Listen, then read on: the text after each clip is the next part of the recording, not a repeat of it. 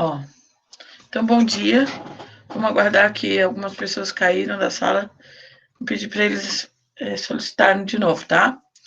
Lembrando que a gente está na apostila 3. Vocês podem abrir lá na página 7, que a gente precisa terminar de ler o texto, que é um conto, lembra do Mia Couto? Um conto africano, moçambicano, né? E tá. E eu deixei a página 8 para vocês terminarem da atividade, tá? Eu já tinha determinado quem ia ler, não? Bom dia, Luiz. As pessoas que caíram não pediram ainda para voltar. A professora já tinha determinado quem ia ler, sim. Tá. E, Marcos, eu lembro que você era uma dessas pessoas. Você já leu? Não, mas eu era uma das pessoas. Tá. Era o Marcos e a. Ai, como é que é Era o nome? eu, a Amabile, a Bruna. Só falta Acho tu e a que... Amabile lerem. Ah, tá. Tá? Então tu começa a página 7 ali e a Amabile termina. Eu não vi se a Amabile já está na sala. Ela já está?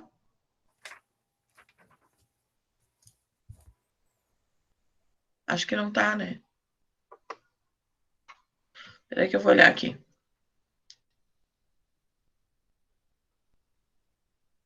Página 7, Matheus. 7 da postura 3. A Amabile não está na sala ainda. Pode perguntar, Lani.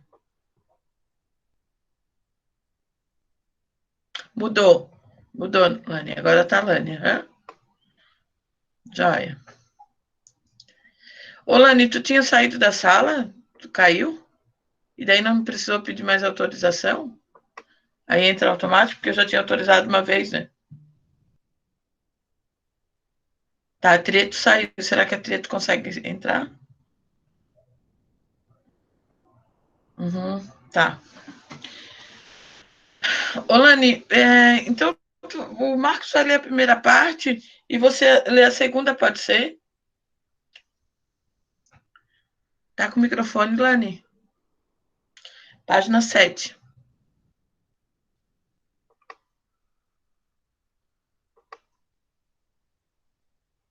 Pode ler, Lani? Deixa eu ver. Tá, então o Marcos começa e a Lani termina, tá bom? Vamos lá. Pode começar, Marcos. O ar dele era de maiores gravidades. Eu jamais assistira a um semblante tão brávio em meu velho. Desculpei-me, que estava descendo do barco, mas era só um pedacito de tempo.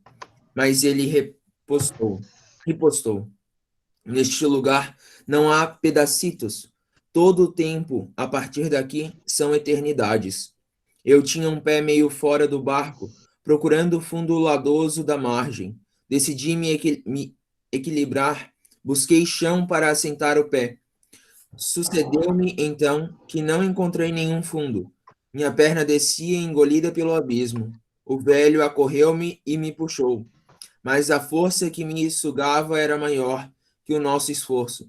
Com a agitação, o barco virou e fomos dar com as costas posteriores na água. Ficamos assim, lutando dentro do lago, agarrados às abas da canoa. De repente, meu avô retirou o seu pano do barco e começou a agitá-lo sobre a cabeça. Cumprimenta também você? Olhei à margem e não vi ninguém, mas obedeci ao avô, acenando sem convicções. Então deu-se o espantável. Subitamente deixamos de ser puxados para o fundo. O redemoinho que nos abismava se desfez.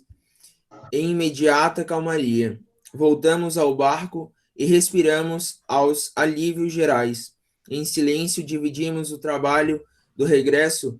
Ao amarrar o barco, o velho me pediu: não conte nada o que se passou, nem a ninguém, ouviu? Essa noite, ele me explicou suas escondidas razões. Meus ouvidos se arregalavam para lhe decifrar a voz rouca.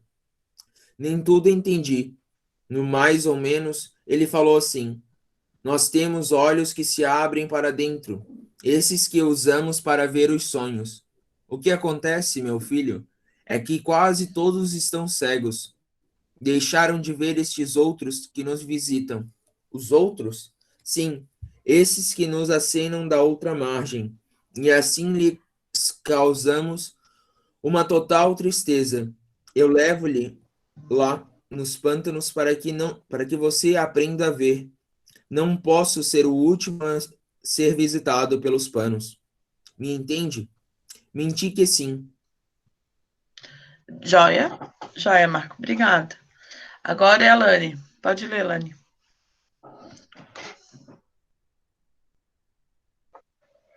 Peraí. Na tarde seguinte, o avô me levou uma vez mais ao longo. Não. Ela diz assim, ó. Me entende? Menti que sim. 1, 2, 3. O quarto parágrafo de baixo para cima.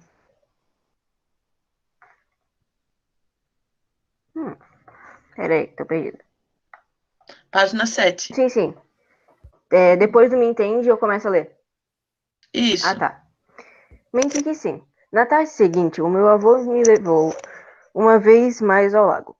Chegamos à beira da ponte. Chegados à beira Chegados à beira do poente, ele ficou a espreitar. Mas o tempo passou em desabitual demora. O avô se inquietava, erguido na proa do barco, palma da mão apurando as vistas. Do outro lado, havia menos que ninguém.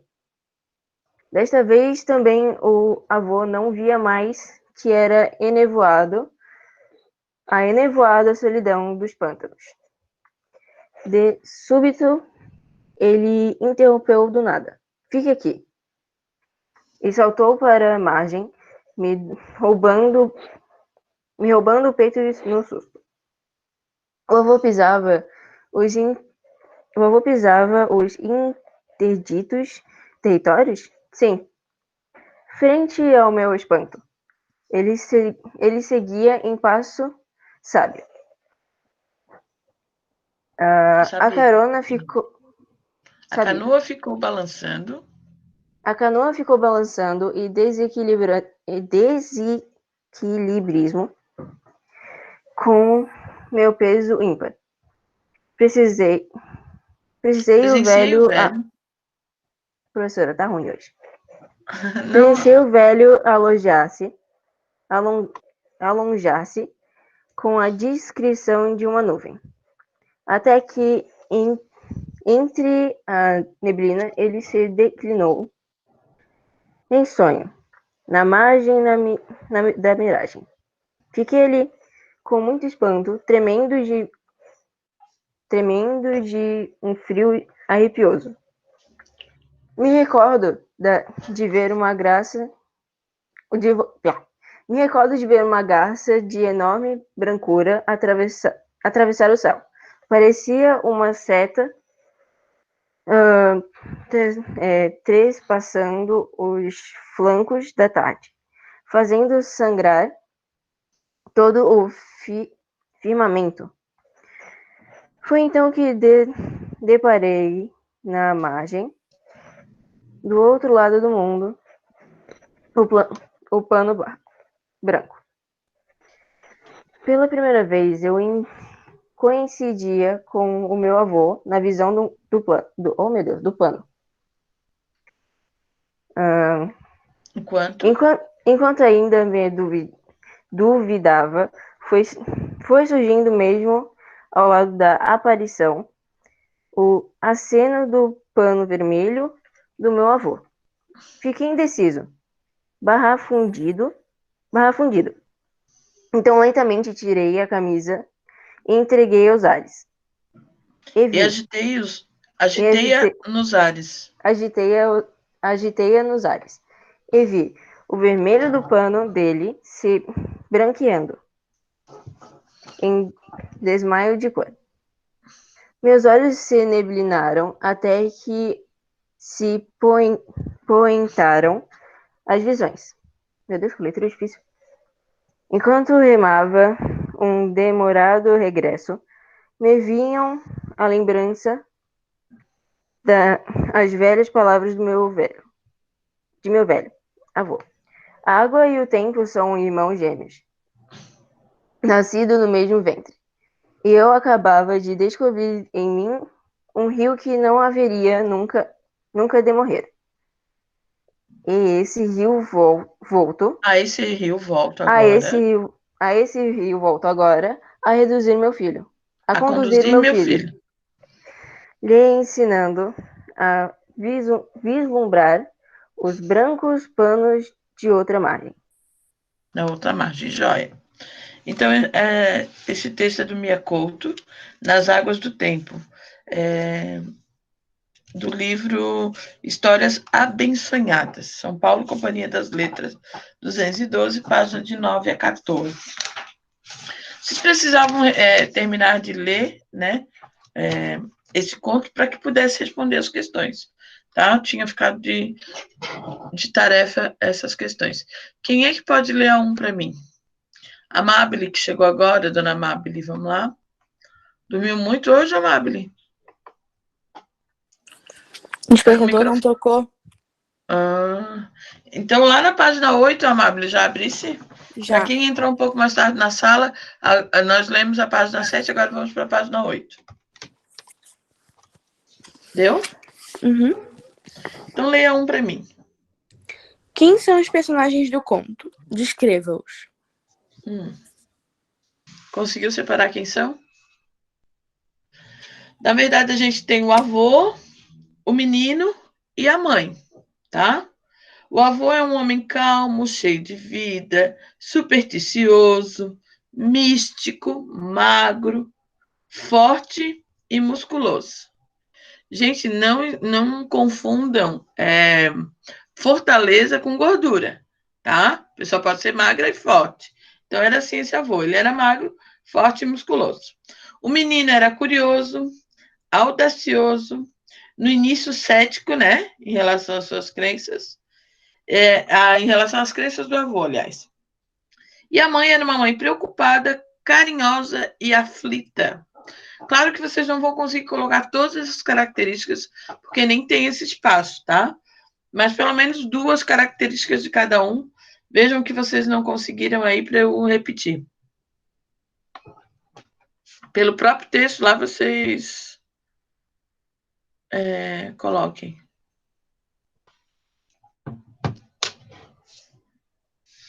Precisa repetir para alguém? Ok. Questão 2. Quem pode ler a 2? Deixa eu ver aqui no chat quem está na ordem. O Arthur, você está com o microfone? O teu microfone está funcionando?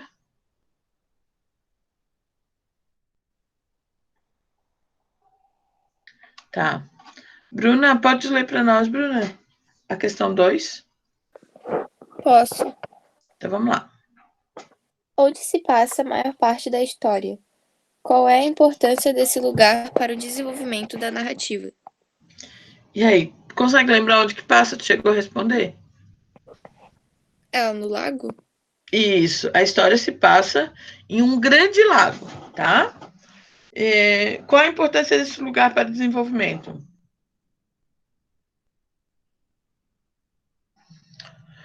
O lago é onde se passa a história e onde está o mistério da história está no lago. Então, ele tem um papel fundamental. Tá? Podem colocar assim, ó. O lago é um lugar fundamental para o desenrolar da narrativa e está relacionado com um tom de mistério que envolve a história.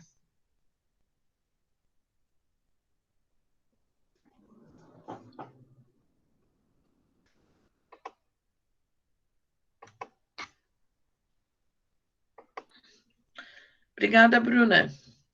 Derek, você está com o microfone, Derek? Responde bem rapidinho. Joia.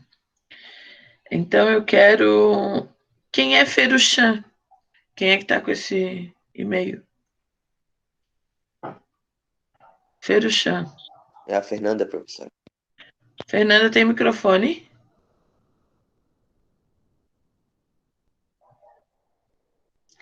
Gabriele. Consegue ler a Gabriele? Se não conseguir responder, não tem problema. Responda, é só pergunta. Tá. Guilherme. Tá. Gustavo Mioto. Eu posso ler, professora? É a Rafa? É. Então lê, Rafa. Tá, é a 3, né? Isso. Em que época se passa a história? A época foi definida, Rafa? Não. Isso, então a gente pode botar lá, tá? A época não é definida, a história é atemporal, isso é, pode se passar em qualquer época. Gente, tem alguém que possa ler, senão eu vou deixar. Eu vou pedir para a Rafa terminar de ler. Eu posso ler. Tem mais alguém que pode ler para mim? Eu posso ler também, professor. Tá, então leia a próxima, Luiz. Quem é o narrador da história? E aí, quem é que narra a história, Luiz? É o primeira pessoa ali? É, Não, mas primeira quem é pessoa. essa primeira pessoa? Seria o avô? O menino? O menino. Uhum. Só que a gente só tem que prestar atenção em uma coisa. O narrador é um menino que acompanha o avô. Só que ele está narrando a história quando ele já é adulto. Ele agora está narrando a história contando para o filho dele. Vocês perceberam isso? Uhum. Ali ao final ele fala. Tá? Então o que vocês têm que colocar é o seguinte: o narrador é um menino que acompanha o avô no barco. No entanto, ele narra a história quando já é um homem feito e tem um filho. A gente fica sabendo disso lá no finalzinho da história, quando ele conta que agora ele também levava o filho para fazer esses passeios de barco. Entenderam quem não tinha percebido isso? Então, quem narra a história é o menino, né? Que acompanha o avô no barco. No entanto, ele está narrando a história no momento que ele já é adulto. Isso é revelado ao final do conto. Ele fala assim, ó: a esse rio volto agora a conduzir meu filho, lhe ensinando a vislumbrar os brancos panos da outra margem. Então é sinal que ele já estava adulto e foi passear com o filho no rio. Rafa, lê a 5 agora. Ô, professora, Oi? você pode repetir só a 4, o trecho que eu não consegui pegar? O trechinho é assim, ó: a esse rio volta agora a conduzir meu filho. É na última linha lá do... lhe ensinando a vislumbrar os brancos panos da outra margem. Pode colocar só um pedacinho, Rafa, porque não tem espaço ali para escrever tudo. Tá bom. Tá na última... Tá bom. Posso ler a Tá. 5? Uhum. Só para te reforçar, tá nas duas últimas linhas do conto, tá? Tá bom, obrigada. Tá. Qual ação é repetida no conto? Ela tem sempre o mesmo resultado? E aí, tu conseguiu perceber qual é a ação que sempre Eu não se entendi repete? muito bem essa questão. Tá. É o fato que o avô sempre leva seu neto de barco ao grande lago. Nem sempre tem o mesmo resultado, pois um dia o menino resolve descer do barco na margem do lago e o avô e o neto acabam caindo no lago. Lembra? Tá? Então, ó, o que é repetido são os tá. passeios do menino com o avô no lago. Mas Sim. nem sempre o desfecho é o mesmo, porque um dia os dois acabaram caindo do barco. É isso que tinha que ser respondido aí, tá?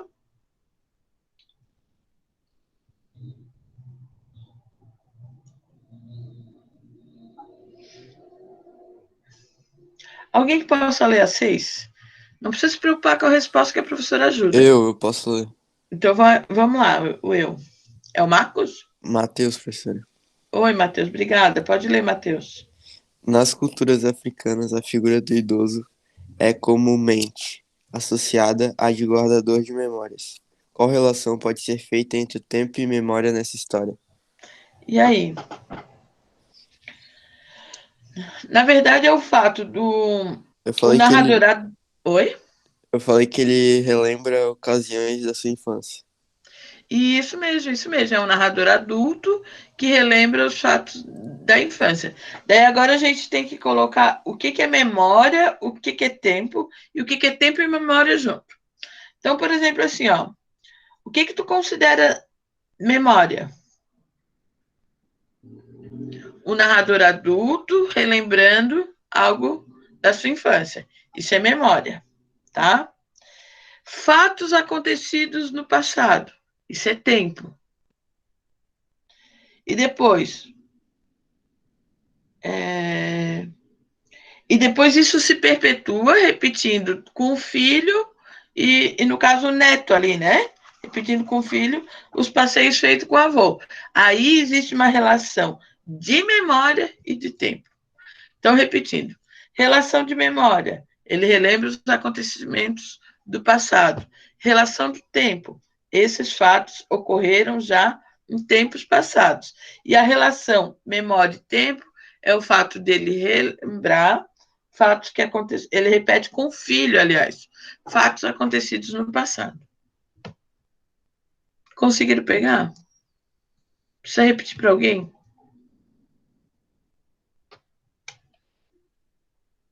Ok. Matheus, pode ler mais um pouquinho para a professora? Posso? A 7, né? Isso. Sobre a linguagem empregada no conto, responda as questões a seguir. No texto, algumas formas verbais são acentuadas de maneira diferente da acentuação do português do Brasil. Que palavras são essas? Chegou a achar, Matheus, ou não? Eu não achei, professor. Tá, então a professora vai botar aqui no chat, tá? Eu vou botar aqui para quem não achou.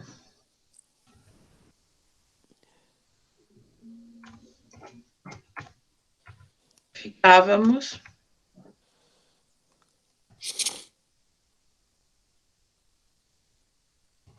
Deixávamos.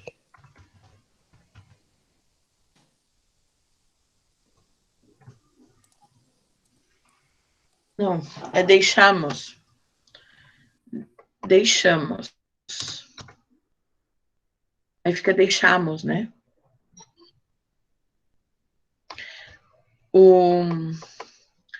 Não é ficávamos também. Ficamos. É ficamos, deixamos, voltamos.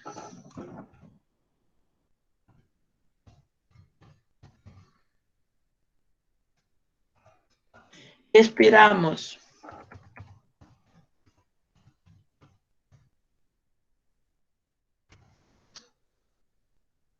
Ali, ó. Ficamos, deixamos, voltamos, respiramos. Por quê, gente? Por que existem acento nessas palavras? Quem pode me ajudar?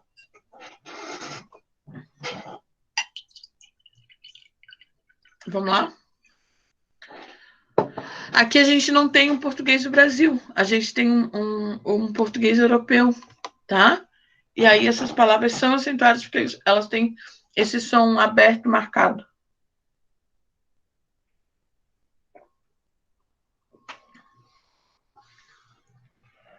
Tudo bem?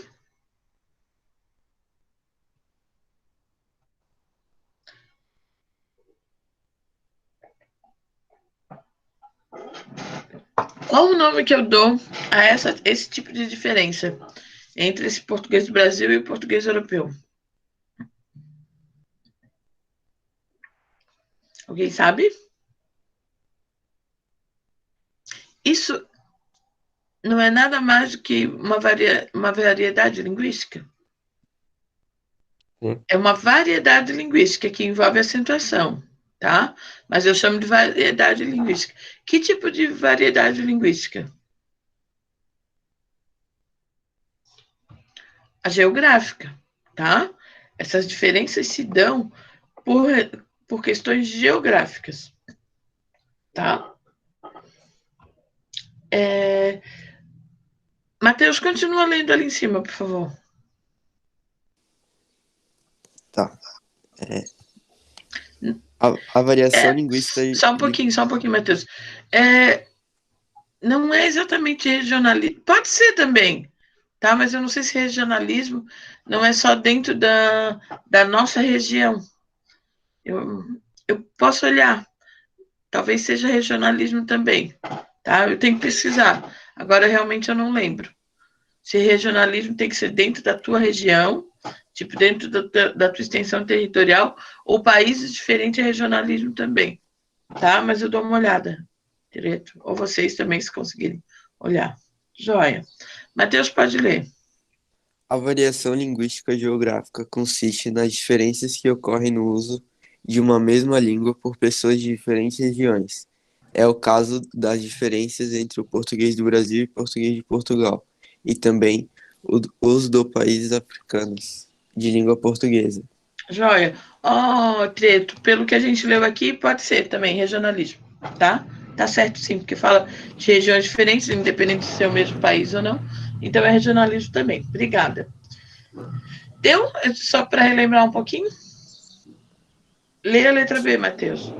Já no título do livro, o autor deixa evidente um trabalho recorrente com a linguagem. Identifique esse trabalho e comente-o. Qual é o trabalho que é feito aqui com a linguagem? O título do texto diz Histórias Abençonhadas. O que tem aí? É o título do texto, não da obra, tá? Que tipo de figura de linguagem eu tenho?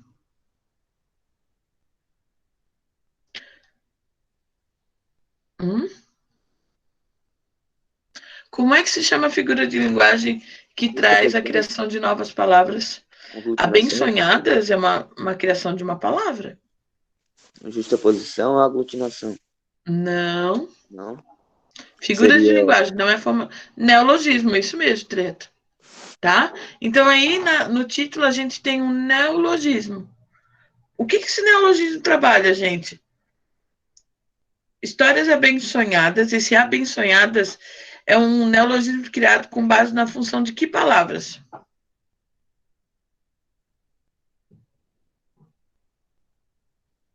Quais são as palavras que foram abençoado e abençoar, mas sonhado. sonhar? Isso mesmo.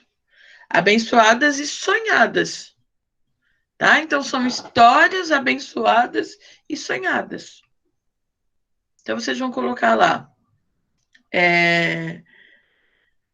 O título trabalha, né? O título do texto trabalha com o neologismo, a palavra abençonhadas, que nada mais é do que a junção das palavras abençoadas e sonhadas.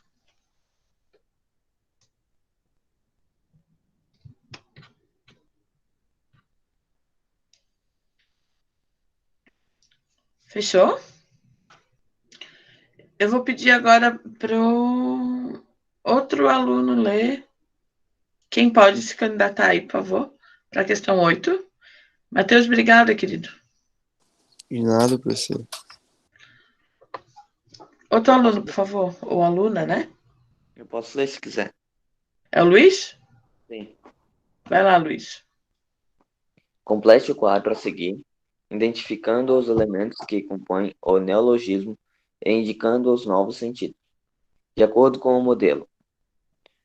Neologismo devagaroso. Elementos de origem devagar, mais vagaroso. A reunião dessas palavras intensifica o sentido da vagarosidade. Isso, ou seja, é algo que é muito vagaroso, né? Joia. Crepusculando. O que tu acha que é o crepusculando? Crepúsculo, mas pulando. Na verdade, é o crepúsculo mais o sufixo ando. É só o sufixo. Não é uma outra palavra, não, tá? É que ali pulando também dá esse sentido ali, né, professor? O lando ali, ó. Só tira o P. Pulando. Mas onde que tem pulando? Ali, ó. Não. Eu Onde, acho que Luiz? foi, professor. É que ali, ó. Antes do C ali, ó. Tem o lando. Coloca o P. Aí separa Mas o. mas em que Antes do. questão? Na 8, professor. Ali, ó. Crepulando. Crepúsculo mais planta. Ah, tá. Aham, tá. Entendi. Mas é porque não faz muito sentido o crepúsculo pulando, entendeu? Entendi. Então, ó, é o sufixo ando, que indica um estado de progressão, reforçando a ideia de ação, tal como ocorre em amanhecendo, entardecendo, anoitecendo. Então, essa ideia de ação. Coloquem aí, tá? Crepúsculo mais o sufixo ando. O sufixo ando indica um estado de progressão. Indica um estado de progressão. Reforçando a ideia de ação contínua. Reforçando a ideia de ação contínua. Professora, Oi? indica estado do quê? De progressão. Ah, tá. Obrigada. Nada, progressão. Reforçando a ideia de uma ação contínua. Tal como ocorre em amanhecendo, entardecendo, anoitecendo.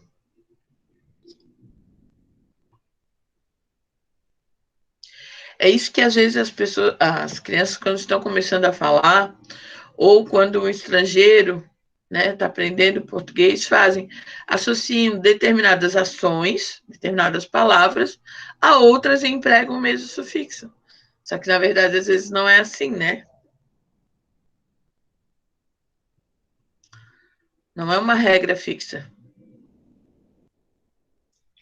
Luiz, depois qual é a próxima palavra? Desbengalado. Desbengalado. O que tu acha que é? Ah, isso aí eu não sei não. É o des, mais a bengala e mais o ado. Então, eu tenho prefixo des, mais a palavra bengala e mais o sufixo ado. De novo, prefixo des, mais bengala, mais sufixo ado.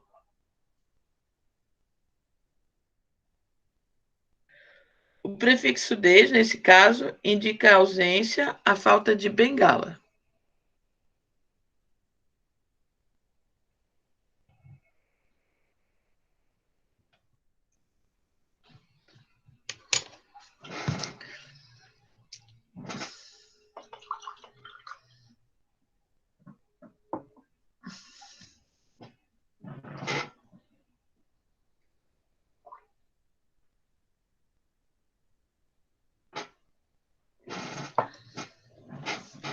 Deu?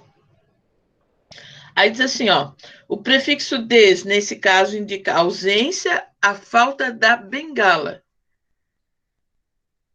Desbengalado quer dizer, indica a falta da bengala. Todo mundo conseguiu pegar? Próximo, Luiz. Ensonada. Consegue mais ou menos pensar qual é a palavra base desse neologismo, ensonada?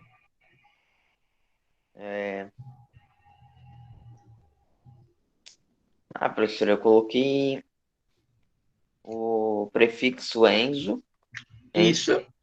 mais a palavra nada ali, ó. Na verdade, é o prefixo em, mais a palavra sono, mais o sufixo ada. Repetindo, prefixo em, mais a palavra sono e mais o sufixo ada. Beleza. O conjunto do prefixo e do sufixo intensifica a ideia de sono.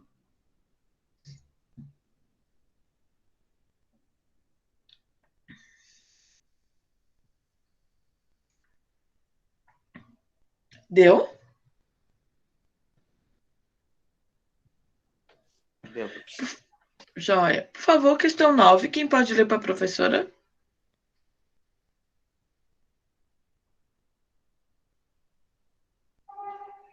Vamos lá, um candidato, uma candidata. Eu posso ler? Então vamos lá. Pode ler, Rafa. É a Bruna. Ai, a Bruna, perdão, amor. A vozinha é parecida. Vai lá, pode ler, Bruna. Uma das características da escrita literária de Mia Couto é a inventividade no uso da linguagem. Além de criar neologismos, o autor estabelece associações inesperadas, fazendo o leitor imaginar visualmente a cena narrada. Releia o trecho a seguir e faça o que se pede. A maneira como me apertava era a de um cego desbengalado. No entanto, era ele quem me conduzia, um passo à frente de mim. Qual é o efeito de sentido da imagem do cego desbengalado? E aí?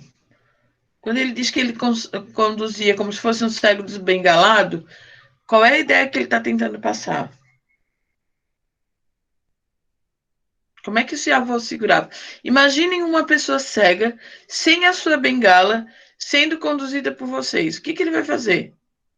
Ficaria perdido. Vai o quê? Perdido? Perdido, mas ele vai se segurar com força em você, tá? Então, olha só.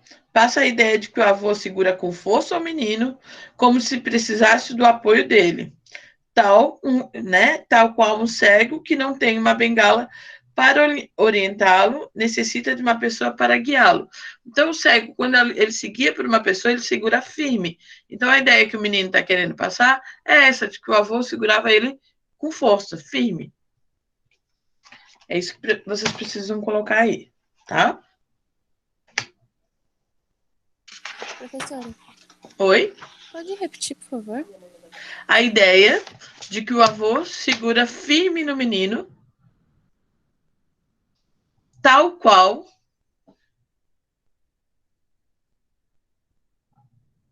um cego que não tenha uma bengala para orientá-lo.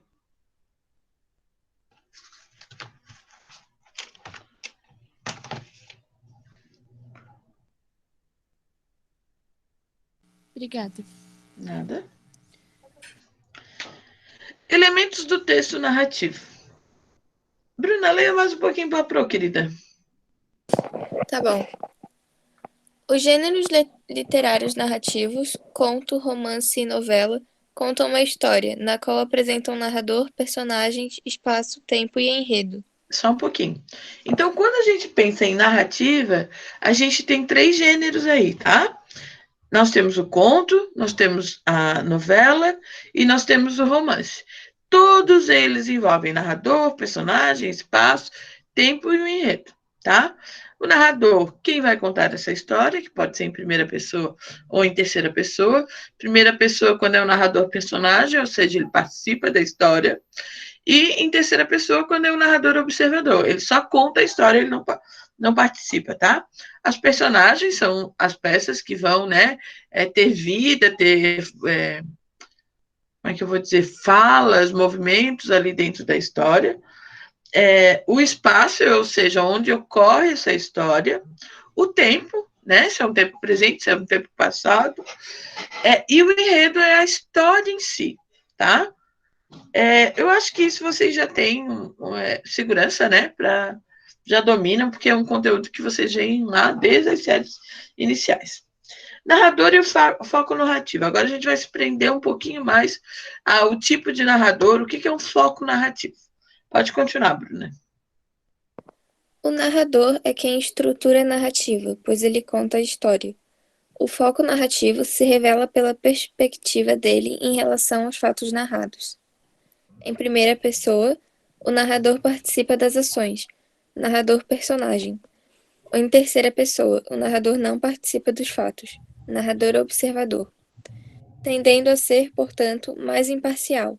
Ele pode ser onisciente, ou seja, conhecer toda a história, inclusive o que se passa na mente dos personagens. Joia. Narrador em primeira pessoa, em terceira pessoa, acho que já está bem claro para vocês. Vocês já ouviram falar em narrador onisciente, mas nem todo mundo ainda se sente seguro em definir se é um narrador onisciente, tá? Ou não. O narrador observador, ele só conta a história, ele narra a história como se ele estivesse vendo aquela história passar. Agora, o narrador onisciente, que também é em terceira pessoa, ele sabe definir os sentimentos, o que passa na cabeça dos personagens. É um narrador que ele vivencia mais aquela história.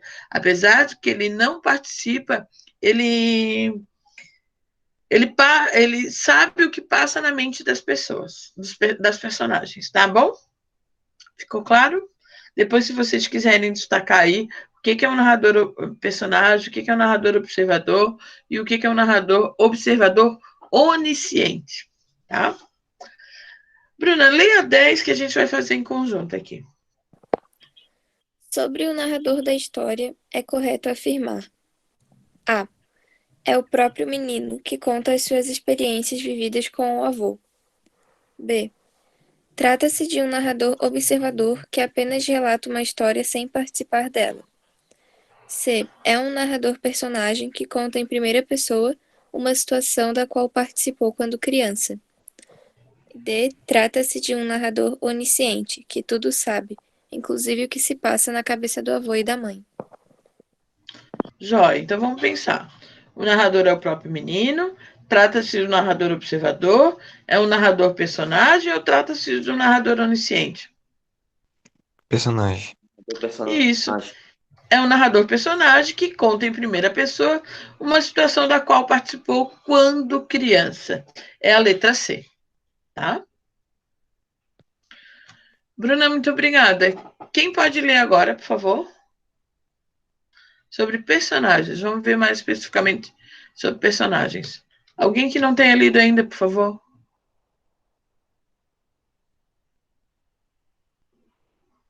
Pode ser você. Jóia, quem é o eu? Ian. Ótimo, Ian. Vamos lá, Ian. Personagens.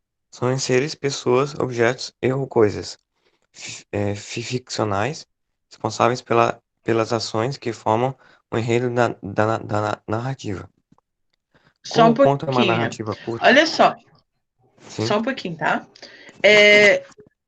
Os personagens não precisam ser necessariamente pessoas.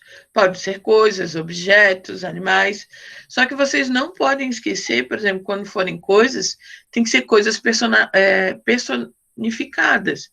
Porque assim, eu não vou pensar que todos os objetos de uma narrativa são personagens. Claro que não. Eles precisam ter vidas, tá? Então, coisas, objetos, animais, eles só serão personagens quando eles forem personificados. O que é personificar um objeto? É dar vida a um ser inanimado. Então, se eu tenho lá, por exemplo, um cachorro que fala, ele é um personagem, tá? Agora, se ele é simplesmente coadjuvante ali na história e ele não tem fala, ele não é personagem, tá? Para ser personagem, ele tem que ter características humanas. Por exemplo, lá nos contos de fada, eu tenho uma cadeira falante. Aí sim ela é uma personagem. Agora, se ela não fala, se ela não tem vida, ela simplesmente é um objeto ali dentro da narrativa, tá? Isso tem que ficar claro. Pode continuar, Ian. Como conta uma narrativa curta, exige que as ações fiquem restritas a poucos personagens, diferentemente do que pode ocorrer em novelas e romances. Jóia. Eu já falei sobre isso na aula passada, tá? A novela, ela é mais extensa ainda em relação a personagens. Porque eu não sei se vocês lembram, eu falei, o romance ele vai ter um núcleo único que caminha em toda a narrativa, eles caminham juntos. A novela eu vou ter vários núcleos, e às vezes esses núcleos nem se encontram, tá? Então a quantidade de personagens é muito maior. Por isso que nem todas as histórias, por exemplo, nem todos os romances, eles conseguem ser adaptados, por exemplo, como novela. Por quê? Porque ele tem uma característica. Agora, para o cinema, eles conseguem? Aí é diferente. Normalmente conseguem adaptar para o cinema, tá? Então, novelas, obras literárias que são adaptadas para novelas, elas já têm essa característica quando são escritas, tá? Depois são feitas algumas adaptações para serem levadas para a televisão, digamos assim, mas ela já tem essa característica já na produção dela, na escrita. Professora. Oi, pode perguntar? Desculpa interromper, mas a aula de história começa às 9h25. E que horas são?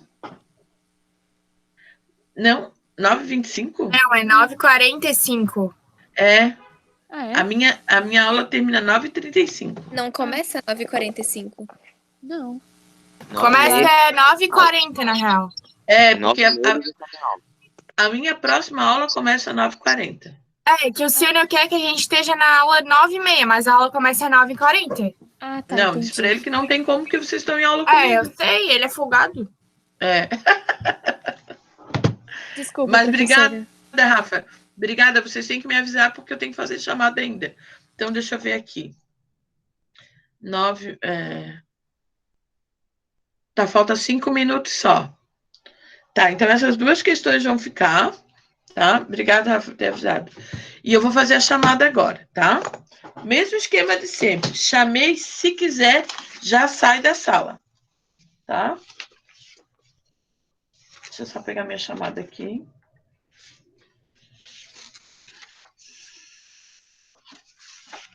Vamos lá. Mesmo esquema. Se tem microfone, já responde no microfone. Se não tem microfone, vai responder dali no chat. Só colocar aqui, hoje é dia 31. Amable. Só vou parar de gravar aqui, porque agora não precisa chamada. Deixa eu só parar aqui.